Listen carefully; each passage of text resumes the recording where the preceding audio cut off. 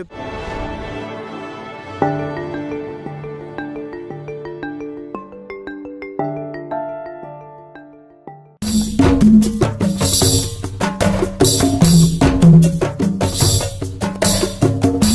projet existe depuis 2012. Aujourd'hui, nous avons bénéficié d'un formateur qui est venu de la France et qui a voulu transmettre ses capacités, ses atouts à la population du Sud Kivu. Le projet, c'est de former les paysans qui sont amateurs et qu'on veut amener à se professionnaliser dans le domaine. Les amener jusqu'au niveau de la commercialisation de leurs produits.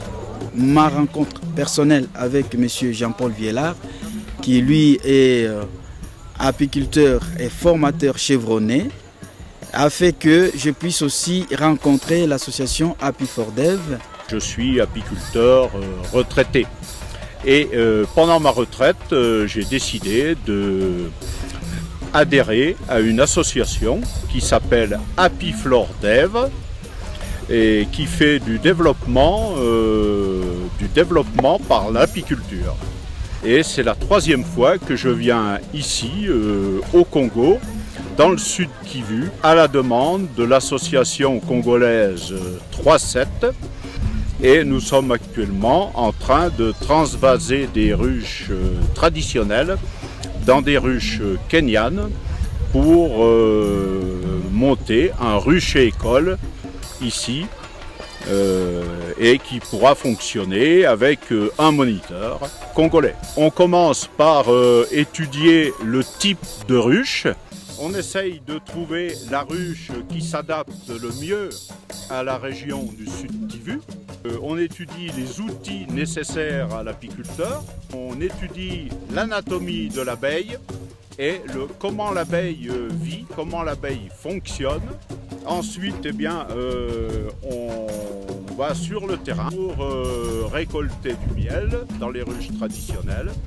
Et après, on effectue le transvasement des ruches traditionnelles dans les ruches modernes. Au Sud Kivu, il y a des apiculteurs.